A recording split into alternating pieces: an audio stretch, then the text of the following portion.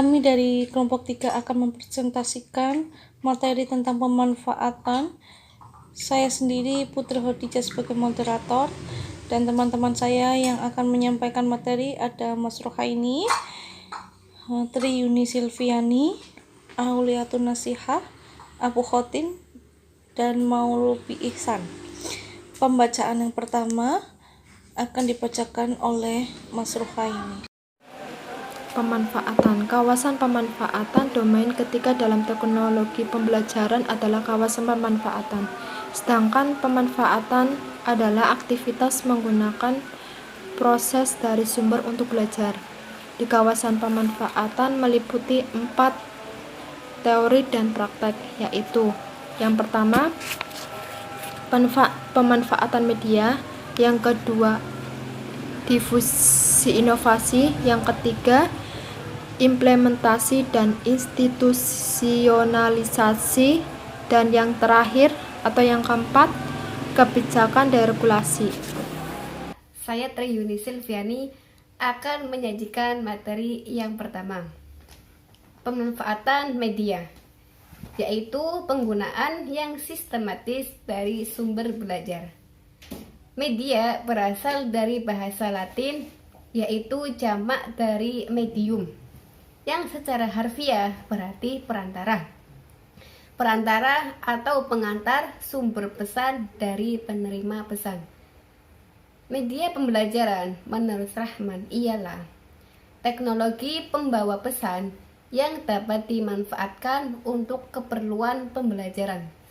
Maksudnya ialah bahan, alat, atau teknik yang digunakan dalam pembelajaran dengan maksud agar proses interaksi komunikasi edukasi antara siswa dengan guru dapat berlangsung sesuai yang dirumuskan atau sesuai dengan tujuan bersama. Media memiliki beberapa fungsi, di antaranya 1. Media menghasilkan keseragaman pengamatan. Artinya ialah penyampaian materi pembelajaran bisa diseragamkan atau disamakan dengan adanya bantuan media pembelajaran, sehingga penafsiran atau pemahaman yang berbeda antara siswa dapat dihindarkan dan mengurangi kesenjangan siswa dimanapun berada. Yang kedua, media dapat menumbuhkan proses pembelajaran yang jelas dan menarik.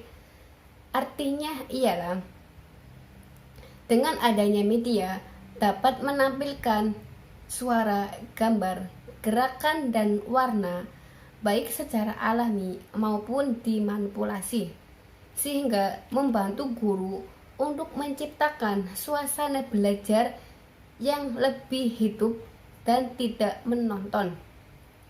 Yang ketiga ialah fungsi media membangkitkan motivasi dan merangsang anak untuk belajar.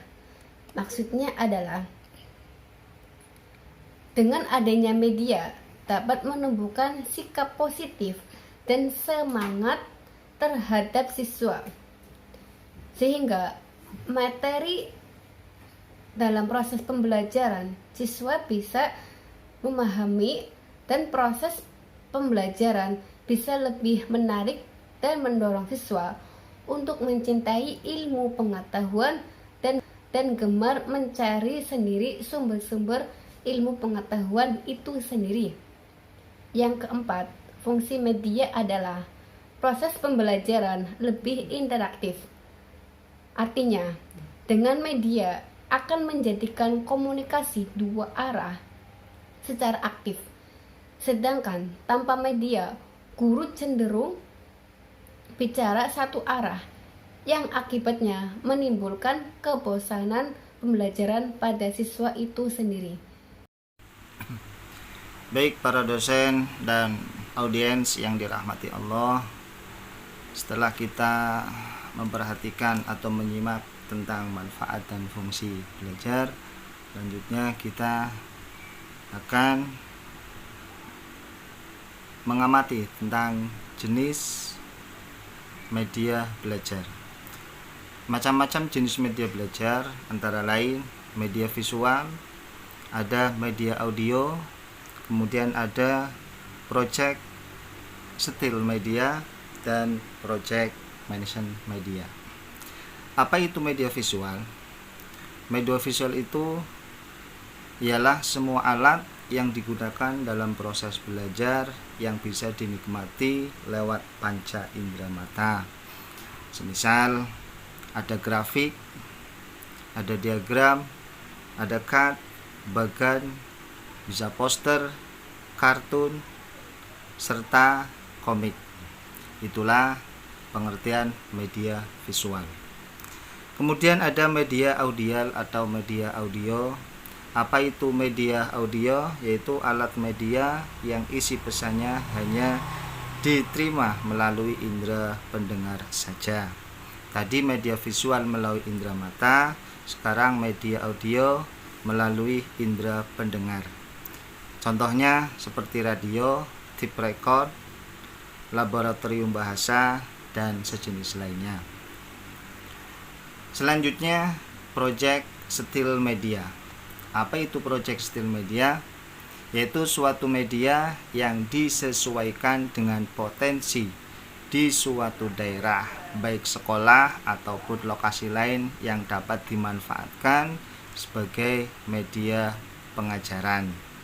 Sebagaimana contohnya seperti slide, overhead projector, atau infocus yang seperti kita pakai sekarang. Kita menggunakan infocus atau proyektor.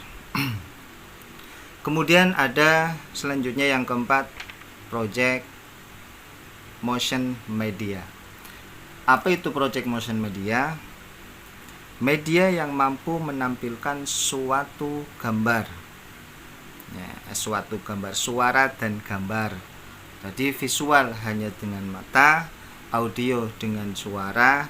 Nah, di sini project motion media atau media audio visual, yaitu yang menampilkan suara dan gambar.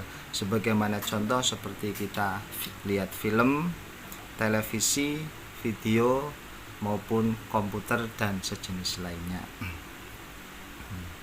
Selanjutnya kita menuju pada poin B, difusi inovasi. Apa itu difusi inovasi?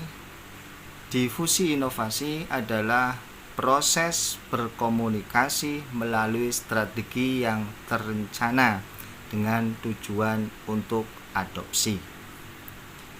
Di mana tujuan difusi inovasi ini adalah agar suatu medium dapat diterima dan digunakan dalam pembelajaran sehari-hari tanpa ada keterpaksaan dari pihak manapun.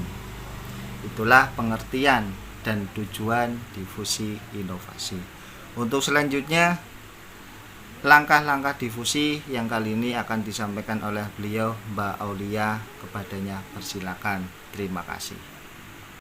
Materi selanjutnya yaitu langkah-langkah difusi menurut Roger. Langkah-langkah difusi antara lain yang pertama adalah pengetahuan, yang kedua persuasi atau bujukan, yang ketiga keputusan, yang keempat implementasi, yang kelima konfirmasi. Dalam konteks teknologi pembelajaran, inovasi mengacu kepada pemanfaatan teknologi canggih, baik itu perangkat keras maupun perangkat lunak. Dalam proses pembelajaran, tujuan utama pada teknologi baru ini adalah untuk meningkatkan mutu pembelajaran yang efektivitas dan efisien.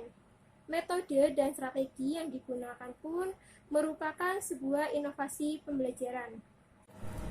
Materi selanjutnya yaitu poin C, implementasi dan institusionalisasi. Pengertian dari implementasi adalah penggunaan bahan dan strategi pembelajaran dalam keadaan yang sesungguhnya.